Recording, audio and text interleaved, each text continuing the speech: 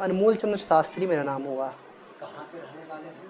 नूरसराय प्रखंड में मियार पंचायत है, वहीं के हम निवासी हैं, मियार पंचायत का ही। आप चुनाव लड़ना चाह रहे हैं, आखिर इसकी कोई खास वजह? विकास है बहुत सारे। अभी मेरे क्षेत्र नालंदा विधानसभा से मैं निर्दलीय प्रत्याशी के तौर पे इस बार चुनाव में उतरूँगा, और बहुत सारे अभी भी क्षेत्र मेरे हैं जो कि विकास से वंचित है। मेरे प्रखंड में भी वंचित है, बहुत सारे अभी गांव हैं जिसकी अभी न नाली बनी है, न सड़क बना है। बहुत सारे ऐसे विकास से वंचित क्षेत्र है। आपके यहाँ यानी नालंदा विधानसभा क्षेत्र के तो मंत्री जी हैं श्रवण कुमार, जो पूरे कह रहे हैं कि हम पूरे बिहार का विकास कर रहे हैं, और आप कह रहे हैं कि उनके ही विधानसभा क्षेत्र में विकास जब विकास ही कर रहे हैं तो काहे उनको हर जगह से खदेड़ा जा रहा है? ये आप जनता से पूछिए, जनता के बीच जाके पूछिए। मैं आपको सर्वे में भी ले चलूँगा, मैं जनता के बीच आपको ले चलूँगा, जनता से ही पूछिए। जनता मालिक होती है। अर्श से फर्श पे जनता बैठाती है, फर्श से अर्श पे जनता ही बैठाती है। जब रावण जैसे अहंकारी का नहीं घमंड रह पाया तो फिर और किसका रह पाएगा? माना ये जा रहा है कि एक तो श्रवण कुमार जो मंत्री हैं वो तो टिकट उनको मिलेगा ही, वो तो चुनाव लड़ेंगे ही। साथ ही साथ ये भी कहा जा रहा है कि छोटे मुखिया वो भी एक दिग्गज और पुराने नेता हैं, वो भी उसी नालंदा विधानसभा क्षेत्र से ही लड़ेंगे। क्या इन दोनों दिग्गजों को आप टक्कर दे पाइएगा?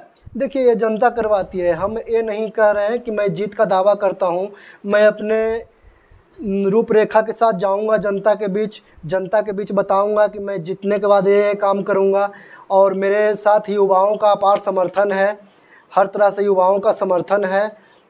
युवा हो गया, महिला हो गया, शोषित हो गया, वंचित हो गया, हर समुदाय से हमको समर्थन है। और लोग कह रहे हैं क्षेत्र में आइए, चुनाव लड़िए। मैं दावा करता हूं कि अभी तो 2025 में तो नहीं, 2030 में आने वाला मेरा टीम का कम से कम 10 एमएलए पूरे बिहार में होगा। मतलब आप सब निर्दलीय रहेगा। भविष्य की भी जो है वो प्लानिंग तैयार करके रखे हुए? जी, भविष्य की भी प्लानिंग तैयार करके रखे हुए हैं हम लोग। और जेपी आंदोलन जैसा एक बड़ा और आंदोलन बिहार में छात्रों की, युवाओं की और गरीबों की, गुरबों की, शोषित की, वंचित की, उस तरह की लड़ाई लड़ने के लिए हम लोग तैयार हैं, हम युवाओं तैयार हैं। और अगर उसमें भगत सिंह जैसा कुर्बानी भी देना पड़ गया तो कौन सी बड़ी बात है? राजनीति का जीवन यही तो है, आपके बीच जनता के बीच आप स्काउट लेके आइएगा, वहीं वहीं करते टोई करते चल जाइएगा। महाराज, ये तो बात की बात हो गई। सबसे पहले जो पूरे देश में चुनाव होता है वो सिर्फ दो मुद्दे पे होता है, या तो धर्म या तो विकास। जाति नहीं। अब विकास पे चुनाव कहाँ होता है? नहीं, चुनाव विकास पे ही होना चाहिए, लेकिन होता नहीं। अभी जो चुनाव हो रहा है वो सिर्फ बीजेपी के लोग धर्म के नाम पे लड़ रहे हैं। बिहार में जितने भी दूसरे हैं बीजेपी के अलावा वो जाति पे चुनाव लड़ रहे हैं। आपकी जाति का कितना वोट है इस विधानसभा क्षेत्र में? मेरे जाति का लगभग 10% वोट है। मेरे जाति का नहीं, मैं जिस जाति से आता हूँ उसका समीकरण है भूमियार ब्राह्मण राजपूत। इसका 10% वोट है नालंदा विधानसभा में। अब मैं ये स्पष्ट आपको कह देना चाहता हूँ कि न मेरी जात है कोई, न मेरी कोई धर्म है, न मेरा कोई मजहब है। हम सारे जाति के, मेरी जात ही नहीं है। मुझे खुद नहीं पता है कि हम किस जाति से हैं। बस ये जानता हूँ कि मैं एक शिक्षित हूँ, मैं एक एजुकेटेड हूँ, मैं एक विकास की बात कर रहा हूँ। मैं विकास की बात करता हूँ, मैं जाति की बात नहीं करता हूँ, मैं धर्म की बात नहीं करता हूँ, मैं सिर्फ विकास की बात करता हूँ। चलिए, अगर आप जीत गए तो आपका लक्ष्य क्या होगा? आगे का लक्ष्य क्या होगा? मेरा लक्ष्य है जो सबसे पहले पलायन रोकना।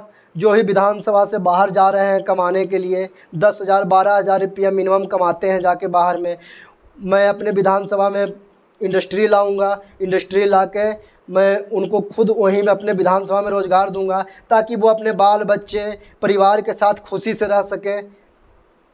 और शिक्षा की व्यवस्था, शिक्षा में हर एक पंचायत में एक हाई स्कूल होगा। फिर स्वास्थ्य व्यवस्था, हर एक पंचायत में एक प्राथमिक स्वास्थ्य केंद्र होगा।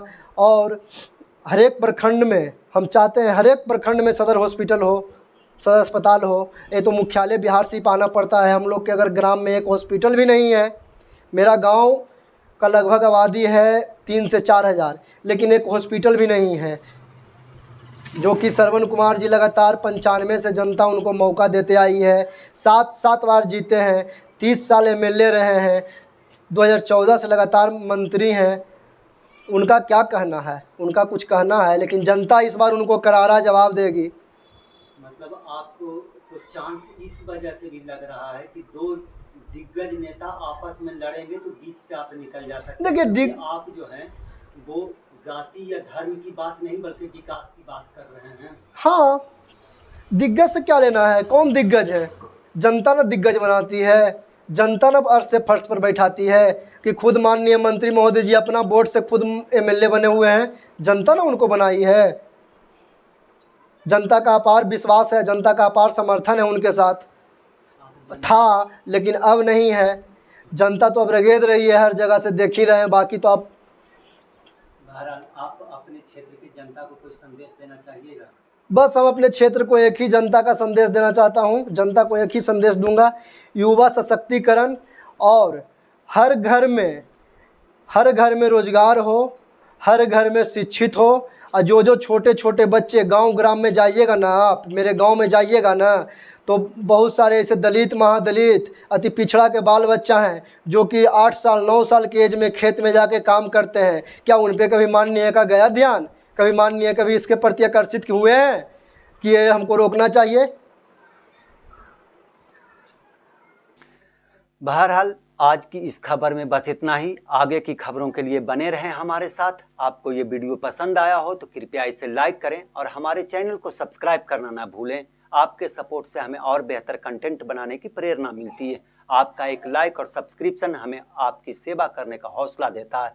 कृपया चैनल को सब्सक्राइब करें और हमारे साथ जुड़े रहें।